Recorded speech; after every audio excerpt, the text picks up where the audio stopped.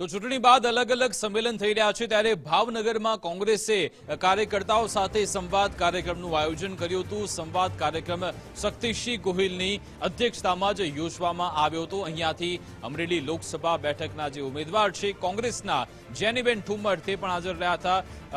તેમની સાથે વાતચીત થઈ હતી। સાથે સાથે અહીંયા જે કાર્યકર્તાઓ છે જેમણે સારી એવી મહેનત કરી છે આ ચૂંટણીમાં તેમને પણ બિરદાવવામાં આવ્યા। તેમનો જુસ્સો વધારવાનો પ્રયત્ન થયો હતો। કોંગ્રેસના માજી ધારાસભ્ય પદાધિકારીઓ આ સંવાદ કાર્યક્રમમાં હાજર રહ્યા હતા। સાથે સાથે અહીંયાથી ભાજપ સરકાર પર પણ શક્તિસિંહ ગોહિલ પ્રહાર કરવાનું ચૂક્યા ન હતા। તેમણે કહ્યું કે સ્માર્ટ મીટરને લઈ લોકો હેરાન પરેશાન છે। જો કે ફરી એકવાર લોકોને પરેશાન કરવા માટે ભાજપે આ ગતકડું અપનાવ્યું છે।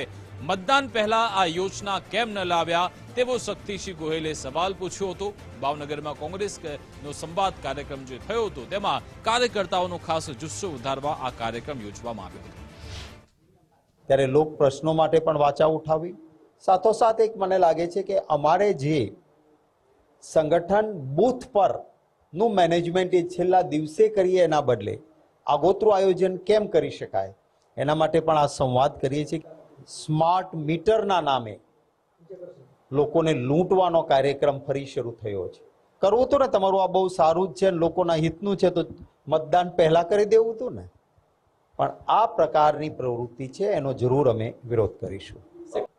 સ્માર્ટ મીટરનું આ હું કહીશ આપણે સૌરાષ્ટ્રમાં કહીએ ને ગતકડું એ લૂંટ કરવા માટેનું છે।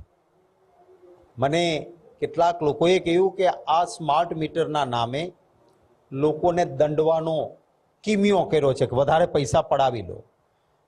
હું કાયદાની રીતે કહું તો પણ કોઈ પણ ટેક્સ ત્યાં સુધી ન લાગે જ્યાં સુધી એ વસ્તુ માટે ખર્ચ ન કર્યો હોય। એડવાન્સ મીટરના માટેના પૈસા ભરવાના સ્માર્ટ મીટરમાં, એટલે જે તમે પાવર વાપર્યો નથી એ પહેલા એડવાન્સ પૈસા ભરો, પ્રીપેડ મીટર, અને એટલે એના ઉપર જીએસટી પણ એડવાન્સ ભરો। મારે આ મારો સ્કાર્ફ લેવો હોય તો હું લઉં ત્યારે એના ઉપર ટેક્સ લાગે, પણ હું ભવિષ્યમાં લેવાનો છું એટલે એડવાન્સ ટેક્સ ભરો, આવું હોય ખરું? હથિયારી શાહી સૂચવે છે। કોઈ પણ વ્યક્તિ જનતાનો અવાજ ઉઠાવે તો શું કામ છાપામાં નહીં દેવાનું ભાઈ? શું કામ તમારા કેમેરાની આંખ સામે નહીં પત્ર મૂકવાનો? લોકોનો પ્રશ્ન છે। ભારતીય જનતા પાર્ટી સત્તામાં છે એટલે શું મૂંગા રહેવાનું?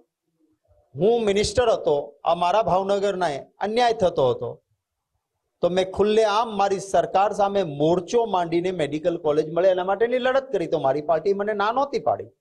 મેડિકલ કોલેજ પણ મળી અને મારી પાર્ટીએ મને કહ્યું કે નહીં, તમે જનતા માટે અવાજ ઉઠાવ્યો તો અમે બિરદાવીએ છીએ, ફરી મંત્રી તરીકે કામ કરવા આવો।